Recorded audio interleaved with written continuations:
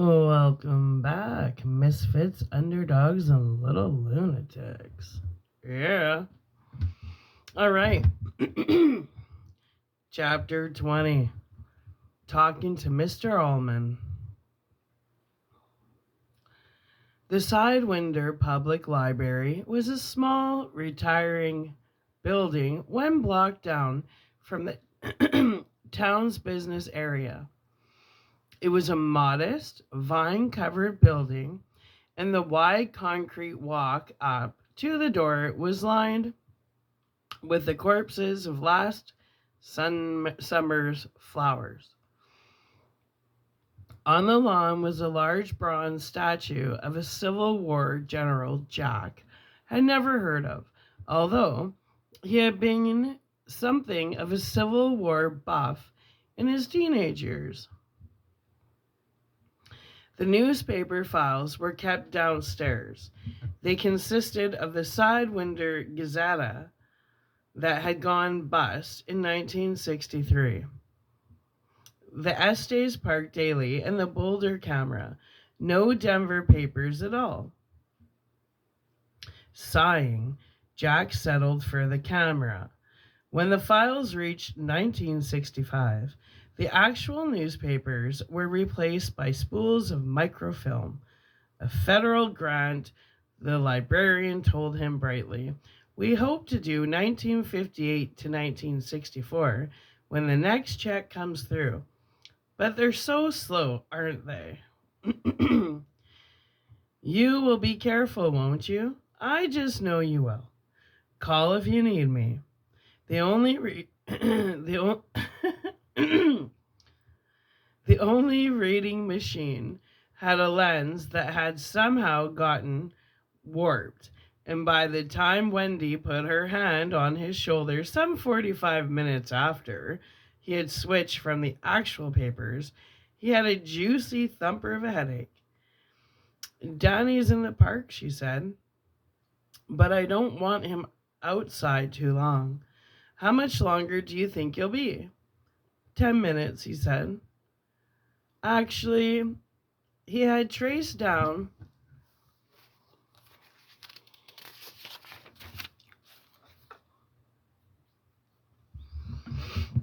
and suddenly the stairs seemed very far away. They seemed to retreat a running step into the distance for each running step he took towards them.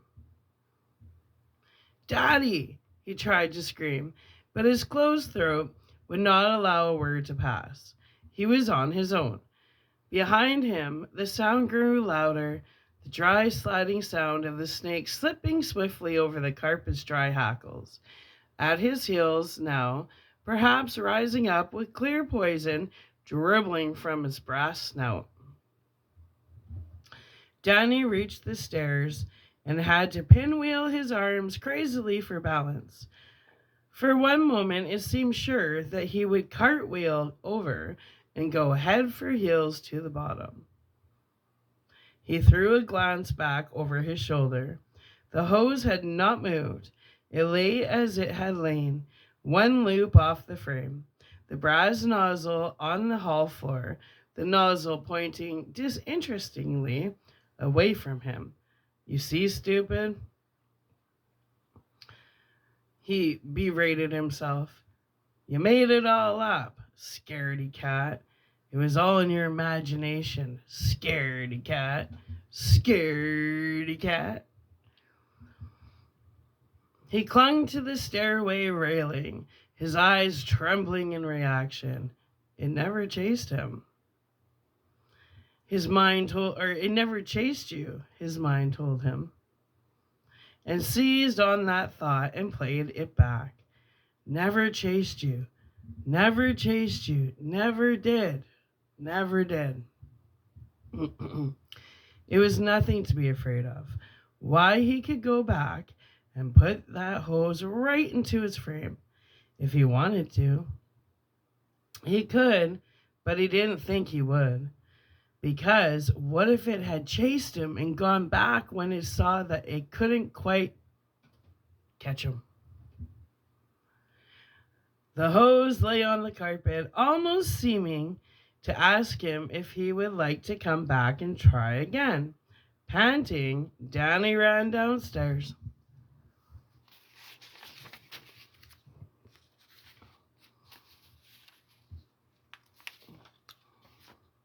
Yeah. What? No way. That couldn't be in the end of the chapter. It is. Well, I'm not stopping it at 5 minutes. So let's get into this one.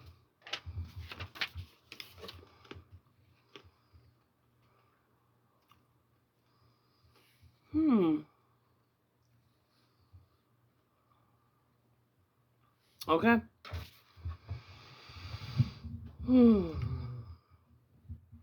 Chapter 20. Talking to Mr. Allman. We just fucking did that. Okay, my bad. My bad. Is it my bad? I don't think so. Why am I so confused right now? Oh, confusion spells, you little things. Stop it. You're already screwing with my throat chakra. Okay. Well, here we go again. Okay. Chapter 20. Talking to Mr. Allman. The Sidewinder Public Library was a small retiring building 1 block down from the town's business area. It was a modest, vine-covered building, and the wide concrete walk up to the door was lined with the corpses of last summer's flowers. We just did that. What the hell is going on? I have a whole bunch. You guys, quit with the confusion spells. You all suck. So let's just start from the beginning of chapter 20. Little fucking pricks. Chapter 20. Talking to Mr. Allman. The Sidewinder Public Library was a small retiring building 1 block down from the town's business area. It was a modest vine-covered building, and the wide concrete walk up to the door was lined with the corpses of last summer's flowers. On the lawn was a large bronze statue of a Civil War General Jack had never heard of, although he had been something of a Civil War buff in his teenage years. The newspaper files were kept downstairs.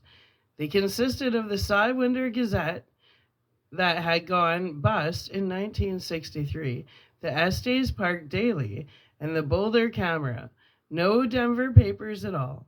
Sighing, Jack settled for the Camera. When the files reached 1965, the actual newspapers were replaced by spools of microfilm. A federal agent, the librarian told him brightly, "We hope to do 1958 to 1964 when the next check comes through, but they're so slow, aren't they? You will be careful, won't you? I just know you will. Call me if you need me." The only reading machine had a lens that had somehow gotten warped, and by the time Wendy put her hand on his shoulder some 55 minutes after he had switched from the actual papers, he had a juicy thumper of a headache. "Danny's in the park," she said, "but I don't want him outside too long. How much longer do you think you'll be?" 10 minutes, he said. Actually, he had traced down the last of the Overlook's fascinating history, the years between the gangland shooting and the takeover by the Stuart Allman and Company. But he felt the same reticence about telling Wendy. "What are you up to anyway?" she asked. She ruffled his hair as she said it, but her voice was only half teasing. "Look up some old Overlook history," he said. "Any particular reason?" "No. And why the hell are you so interested anyway? Hmm? Just curiosity? Find anything interesting? Not much, he said, having to strive to keep his voice pleasant now. She was prying, just the way she had always pried, and poked him when they had been at Stovington and Danny was still a crib infant. Where are you going, Jack? When will you be back? How much money do you have with you? Are you going to take the car? Is Al going to be with you? Will one of you stay sober? And on and on and on. She had, pardon the expression, driven him to drink. Maybe that hadn't been the only reason, but by Christ, let's tell the truth here and admit it was one of them. Nag and nag and nag until you wanted to clout her, one just to shut her up and stop the where, when, how, are you, will you? Endless flows of questions. It gave you a real headache. Hangover. Headache. The damn reader with his distorted print. That was why he had such a cunt of a headache. Jack, are you all right? You look pale. He snapped his head away from her fingers. I am fine.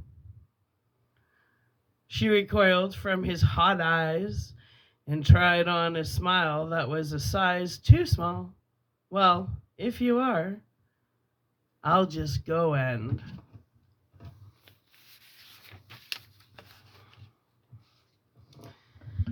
wait in the park with Danny. She was starting away now, her smile dissolving into a bewildered expression of hurt. He called to her, Wendy. She looked back from the foot of the stairs. What, Jack? He got up and went over to her. I'm sorry, babe. I guess I'm really not all right. The machine, the lens is distorted. I got a really bad headache. Got any aspirin? Sure. She pawed in her purse and came up with a tin of Anacin. You keep them. He took the tin. No Exergen? He saw the small recoil on her face and understood. It had been a bitter sort of joke between them at first. Before the drinking, he had gotten too bad for the jokes. He had claimed that Exergen was the only non-prescription drug ever invented that could stop a hangover dead in its tracks. Absolutely the only one. Excedrin. Excedrin. Interesting. He had begun to think of his morning after thumpers as Excedrin headache number VAT 69. No Excedrin, she said. Sorry. That's okay, he said. These'll do just fine. But of course they wouldn't, and she had known it, too. At times she could be the stupidest bitch. Want some water? She asked brightly. No, I just want you to get the fuck out of here. I'll get some at the drinking fountain when I go up, thanks. Okay, she started up the stairs, good legs moving gracefully under a short tan wool skirt.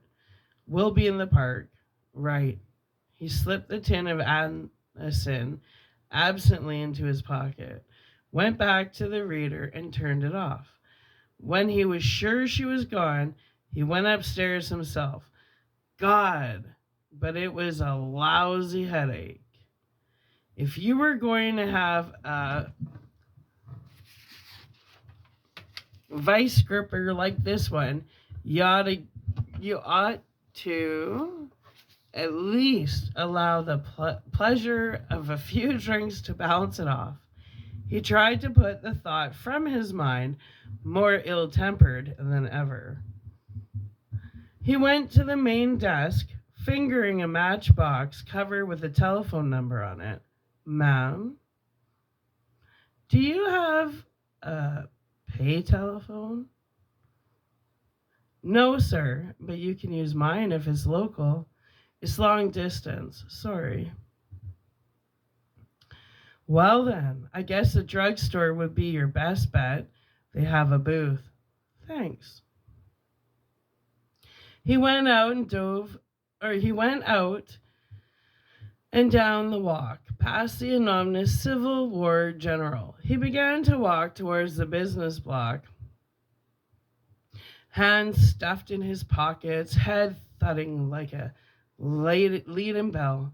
The sky was also leaden. It was November the 7th, and with the new month, the weather had become threatening. There had been a number of snow flurries. There had been snow in October too, but that had melted. The new flurries had stayed, a light frosting over everything. It sparkled in the sunlight like fine crystal, but there had been no sunlight today, and even as he reached the drugstore, it began to spit snow again. The phone booth was at the back of the building, and he was halfway down an aisle of patent medicines, jingling his change in his pocket, when his eyes fell on the white boxes with their green print. He took one of them to the cashier, paid, and went back to the telephone booth. He pulled the doors closed, put his change and matchbox cover on the counter, and dialed 0. Your call, please. Fort Lauderdale, Florida operator. He gave her the number there and the number in the booth. When she told him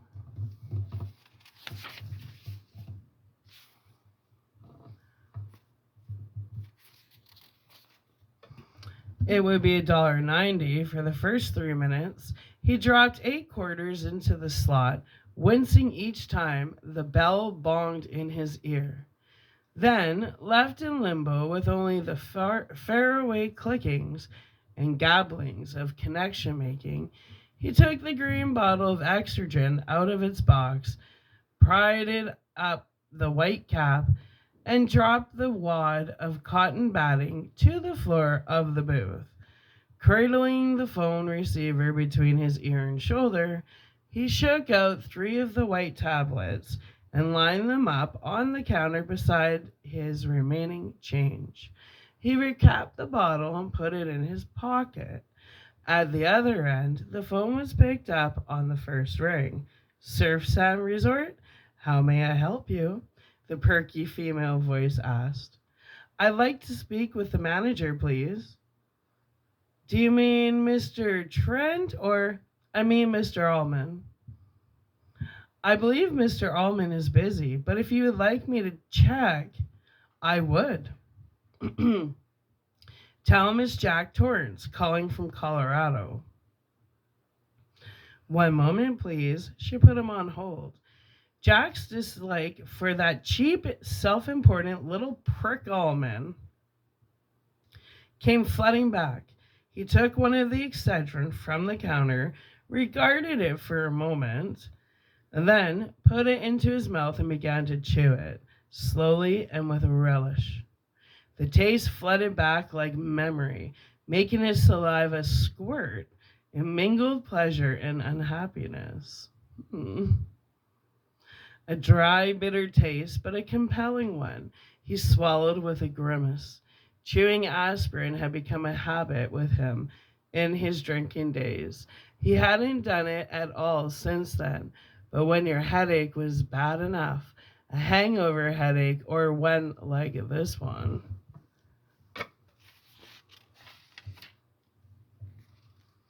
Chewing then seemed to make them get to work quicker. He had read somewhere that chewing aspirin could become addictive. Where he had read that anyway. Frowning, he tried to think, and then Allman came on the line. Torrance, what's the trouble? No trouble, he said. The boiler's okay, and I haven't even gotten around to murdering my wife yet. I'm saving that until after the holidays, when things get dull. What an odd thing to say. Fuck. Very funny. Why are you calling? I'm busy. Busy, man. Yes, I understand that. I'm calling about some things that you didn't tell me during your history of the Overlook's great and honorable past. Like how Hornster went, sold it to a bunch of Las Vegas Sharpies who dealt it through so many dumpy corporations that not even the IRS knew who really owned it. About how they waited until the time was right and then turned it into a playground for the mafia bigwigs. And how about it had to be shut down in 1966 when one of them got a little bit dead. Like how he words it is funny. Along with his bodyguards, who were standing outside the door of the presidential suite. Great place. The Overlook's presidential suite. Wilson, Harding, Roosevelt, Nixon, and Vito the Chopper, right? There was a moment of surprised silence on the other end of the line, and then Almond said quietly, I don't see how that can have any bearing on your job, Mr. Torrance. The best part happened after Gianelli was shot, though, don't you think? He's so funny. Oh my God. He just keeps going. Okay, sorry. Like, just listen. I don't think anybody else could have played the part but Jack Nicholson. But here. He goes.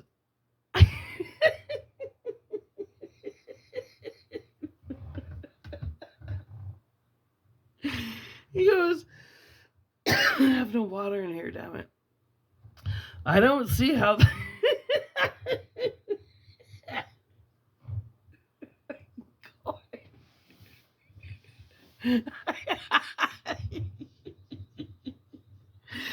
Okay, no editing, right? Okay, well, let's just go on from when he answers the phone and just pay attention to the conversation and you'll see the humor. Okay. Let's go. Okay. Torrance, what's the problem? No trouble, he said. The boiler's okay, and I haven't even gotten around to murdering my wife yet. I'm saving. God, people are so psycho.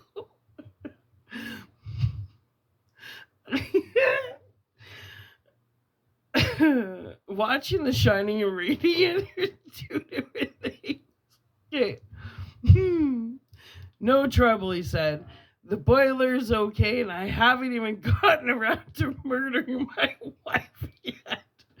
I'm saving that until after the holidays, when things get dull. Like, what the fuck? What was Stephen King thinking, man? Very funny. Why are you calling? I'm busy. Busy, man. Yeah, I understand that. I'm calling about some things that you didn't tell me during the history of the Overlook's great and honorable past. Like how Horster went, sold it to a bunch of Las Vegas Sharpies who dealt it through so many dummy corporations that not even the IRS knew who really owned it. About how they waited until the time was right and then turned it into a playground for mafia bigwigs. And about how it had to be shut down in 1966 when one of them got a little bit dead. Along with his bodyguards, who were standing outside the door to the presidential suite. Great place. The Overlook's presidential suite. Wilson, Harding, Roosevelt, Nixon, and Vito, the chopper, right?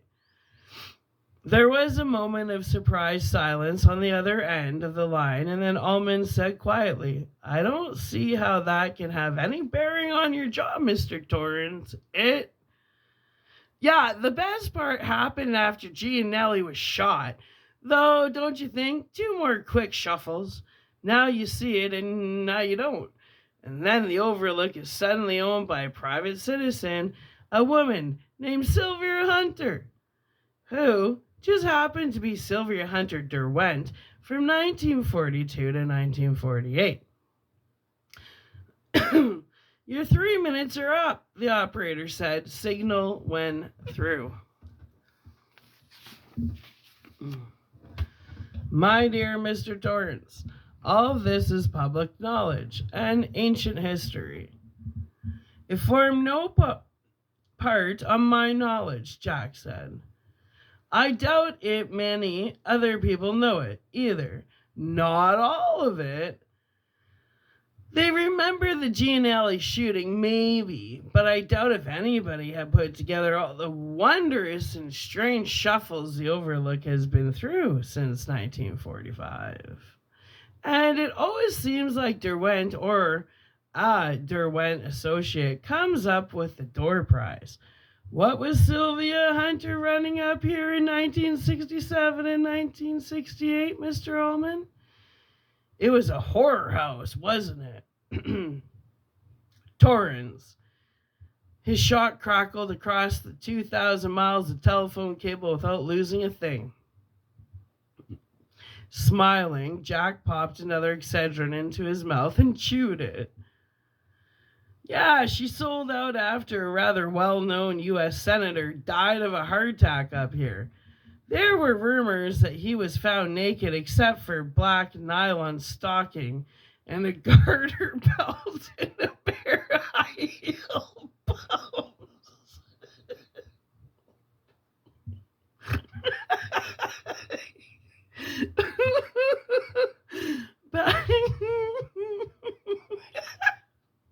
The vision. Oh my god. I really should have brought water in here. I'm just seeing the movie. He's turning into such a lunatic.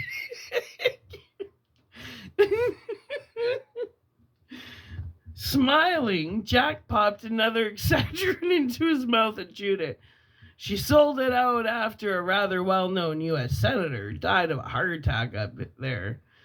Yeah, there were rumors that he was found naked except for black nylon stockings and a garter belt and a pair of high-heeled pumps. Patent leather pumps, as a matter of fact. That's a vicious, damnable lie, Ullman cried. Is it? Jack asked.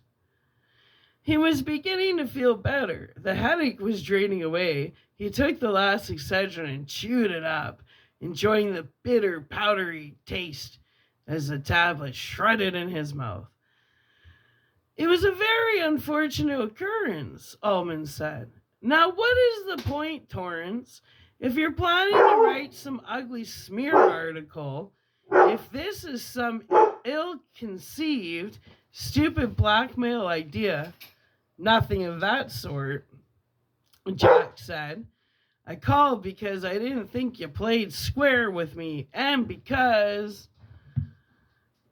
Didn't play square, Ullman cried. My God, do you think I was going to share a large pile of dirty laundry with the hotel caretaker?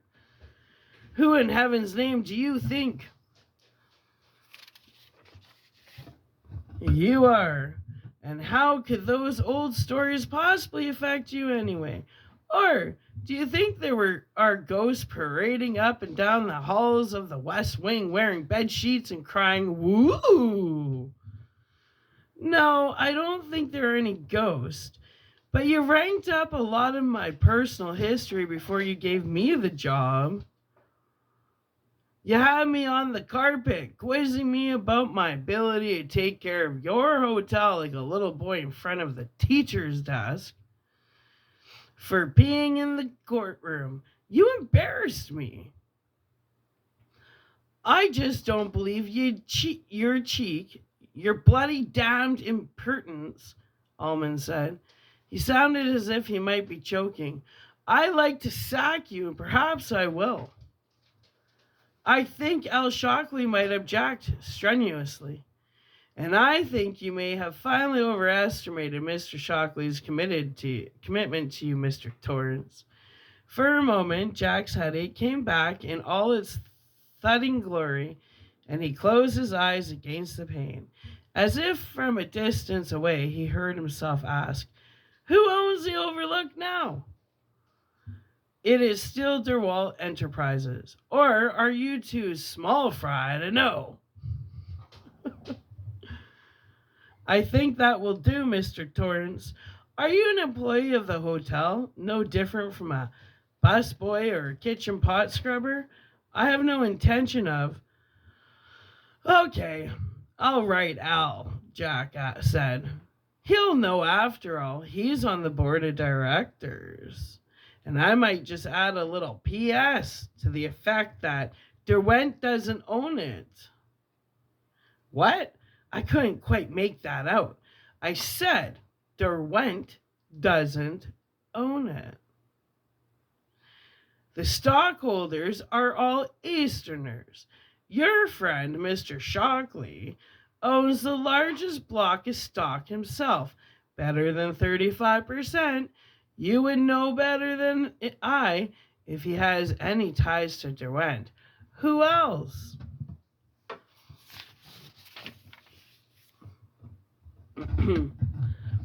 "I have no intention of divulging the names of the other stockholders to you, Mr. Torrance.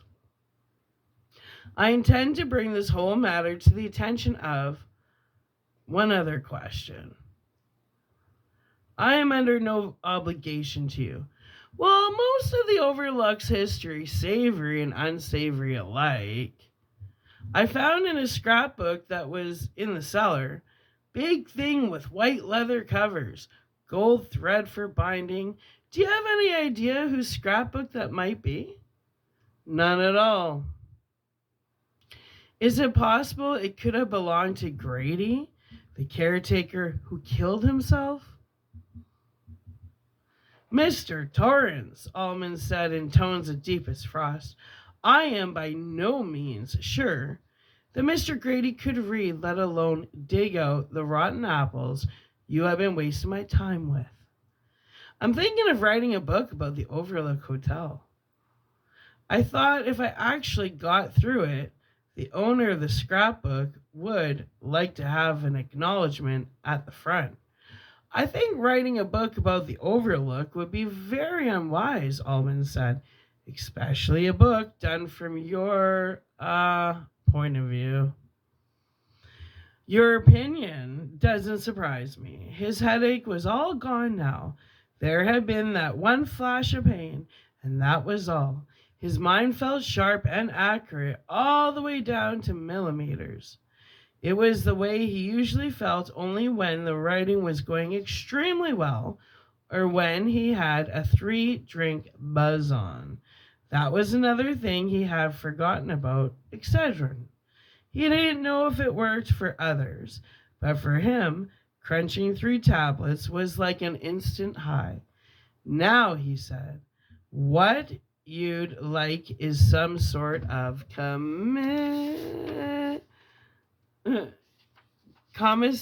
what? 3? Yeah. Okay. Some sort of calm is telling Wendy. Guess what, babe? I lost another job. This time, I had to go through 2,000 miles of Bell telephone cable to find someone to punch out, but I managed it." He opened his eyes and wiped his mouth with his handkerchief. He wanted a drink. Hell, he needed one. There was a cafe just down the street. Surely he had time for a quick beer on his way up to the park, just one to lay the dust. He clenched his hands together helplessly. The question recurred. Why had he called Allman in the first place? The number of the surf sand in Lauderdale had been written in a small notebook by the phone and the CB radio in the office. Plumbers, numbers, carpenters, glaziers, electricians, others. John had copied it onto the matchbook cover shortly after getting out of bed. The idea of calling Allman full-blown and gleeful in his mind. But to what purpose? Once during the drinking phase, Wendy had accused him of desiring his own destruction, but not possessing the necessary moral fiber to support a full-blown death wish.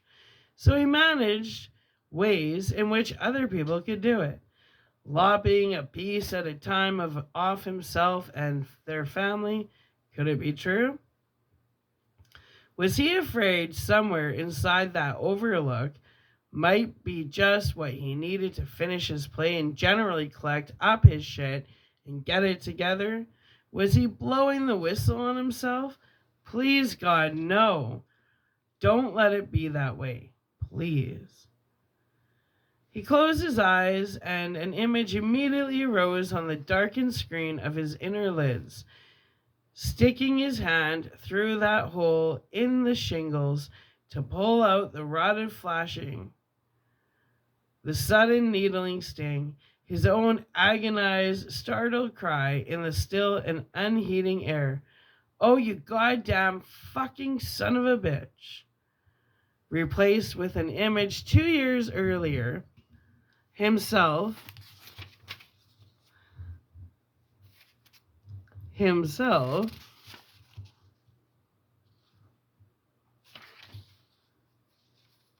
subsistence guidebook that you could hand out free to the guests when they checked in. Something with a lot of glossy photos of the mountains at sunrise and sunset and a lemon meringue text to go with it. Also, a section on the colorful people who have stayed there, of course excluding the really colorful ones, like Gianelli and his friends. If I felt I could fire you and be 100% certain of my own job instead of just 95%, Allman said in clipped, strangled tones, I would fire you right this minute over the telephone.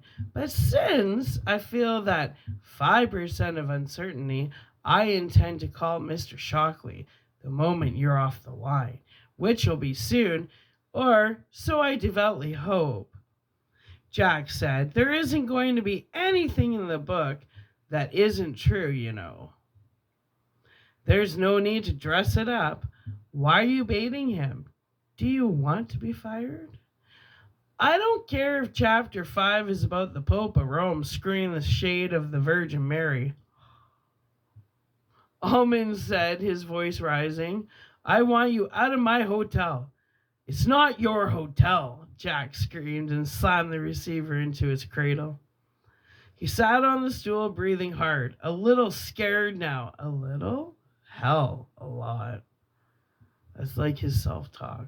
It's in brackets, but you can't see it. Wondering why in the name of God he had called Allman in the first place. You lost your temper again, Jack. Yes, he had. No sense trying to deny it. And the hell of it was, he had no idea how much influence that cheap little perk had over Al, no more than he knew how much bullshit Al would take from him in the name of Odd Long Sin. If Allman was as good as he claimed to be, and if he gave Al a he goes or I go ultimatum, might not Al be forced to take it? He closed his eyes and tried to imagine.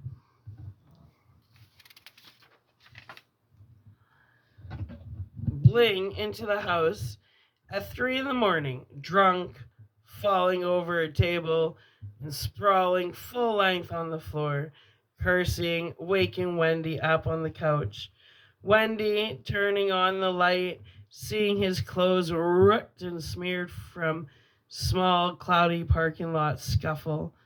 that had occurred at a vaguely remembered honky tonk just over the New Hampshire border hours before, crusted blood under his nose, now looking up at his wife, blinking stupidly in the light like a mole in the sunshine, and Wendy saying, "Dolly, you son of a bitch, you woke Danny up. If you don't care about yourself, can't you care a little bit about us?" Oh, why do I even bother talking to you? The telephone rang, making him jump. He snatched it off the cradle. Illogically, sure, it must be either Almond or Al Shockley. What? He barked. Your overtime, sir. $3.50. I'll have to break someone's, he said. Wait a minute. He put the phone on the shelf, deposited his last 6 quarters, then went out to the cashier to get more. He performed the transaction automatically, his mind running in a single closed circle like a squirrel on an exercise wheel. Why had he called Almond? Because Almond had embarrassed him. He had been embarrassed before, and by real masters, the Grandmaster, of course. Being himself, simply to crow at the man, expose his hypocrisy. Jack didn't think he was that petty. His mind tried to seize on the scrapbook as a valid reason, but that wouldn't hold water either. The chances of Almond knowing who the owner was were no more than 2 in 1,000. At the interview, he had treated the seller as another country, a nasty, underdeveloped one at that. If he had really wanted to know, he would have called Watson, whose winter number was also in the office notebook. Even Watson would not have been a sure thing, but surer than Almond. And telling him about the book idea, that had been another stupid thing.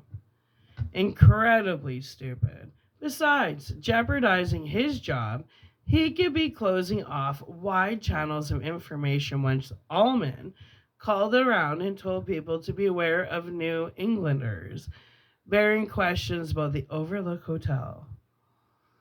He could have done his researches quietly, mailing off little polite letters, perhaps even arranging some interviews in the spring, and then laughed up his sleeve at Almond's rage when the book came out and he was safely away. The mass author strikes again. Instead, he had made that damn senseless call, lost his temper, antagonized Almond, and brought out all the hotel manager's Little Caesar tendencies. Why? If it wasn't an effort to get himself thrown out of the good job Al had snagged for him, then what was it? He deposited the rest of the money in the slots and hung up the phone. It really was the senseless kind of thing he might have done if he had been drunk. But he had been sober, dead, cold sober. So now he's kind of losing it. He used to lose his temper when he was drunk, but he's sober and he's losing his temper. It's because of the bad energy in that hotel. He's getting that stir crazy. Hey, you little lunatics. Okay, anyway.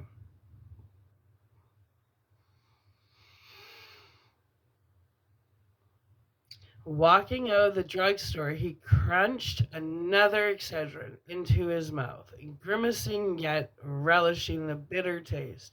On the walk outside, he met Wendy and Danny. Hey, we were just coming after you, Wendy said. Snowing, don't you know? Jack blinked up. So it is. It was snowing hard. Sidewinders Main Street was already heavily powdered, the center line obscured. Danny had his head tilted up to the white sky, his mouth opened and his tongue out to catch some of the fat flakes drifting down.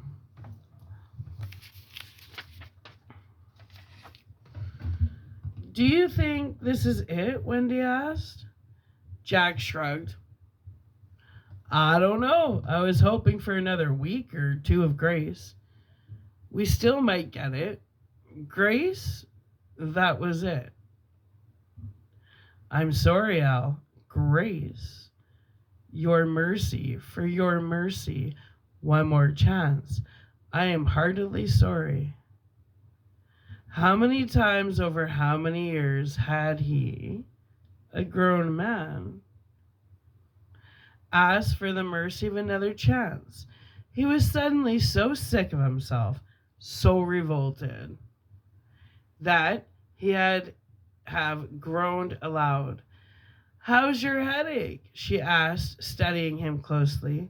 He put an arm around her and hugged her tight. Better. Come on, you two. Let's go home while we still can. They walked back to where the hotel truck was slant parked against the curb. Jack in the middle, his left arm around Wendy's shoulders, his right hand holding Danny's hand. He had called it home for the first time, for better or worse. As he got behind the truck's wheel, it occurred to him that while he was fascinated by the overlook, he didn't much like it. He wasn't sure it was good for either his wife or his son or himself. Maybe that was why he had called Allman to be fired while there was still time. He backed the truck out of its parking space and headed them out of town and up into the mountains. All right, let's upload this and then get into chapter 21, Night Thoughts. Interesting. All right, my little underdogs, misfits, and lunatics. Hope you're sticking along because we have like 350 pages left. Yeah. We're here for a good time, not a long time. So have a good time. The sun can't shine every day. Somebody needed to hear that. And the sun is shining, ooh, in the crazy city. And the sun is shining, oh, isn't it a pity that every year has its shed of tears, and every now and then, na, we're here for a good time. That's so true, man. Tomorrow's never promised. You know, as long as you're not hurting anybody, and it's best not to be hurting yourself, and you really take into total consideration that tomorrow's not promised, you just don't sweat the small stuff. You don't even sweat the big stuff. You just, if you surround yourself in good environments, like you're always going to align with the frequency you're on. So if you don't like your environment and you don't like where your life's at, you can easily change it by raising your vibration and maintaining it. Kind of like people that lose a whole bunch of weight and then gain it all back. Well, you're not maintaining your weight. The easy part is losing weight. The hard part is maintaining it. So that's like your frequency. You know, if you don't like your life, you don't like your environment, raise your frequency, because you align with everything on the frequency you're on. People, opportunities, experiences, situations. I mean, we are spiritual beings having a human experience. Therefore, if you raise your vibration, your whole life will change. You're going to align with different people, different experiences. And I mean, like, you just align where maybe you're planning on going somewhere at 2 o'clock, but something, you know, if you're in alignment and life, you have protection, and the more aligned you become, the more protection you have, and you follow your instincts, and something tells you Maybe go tomorrow, don't go today. You got to listen to that because the universe sees what we can't see. Right? Right. So there's a little free advice for you guys. You are your own creator of. You got to look at it this way. If life was a movie, right? You got to look at yourself as a character.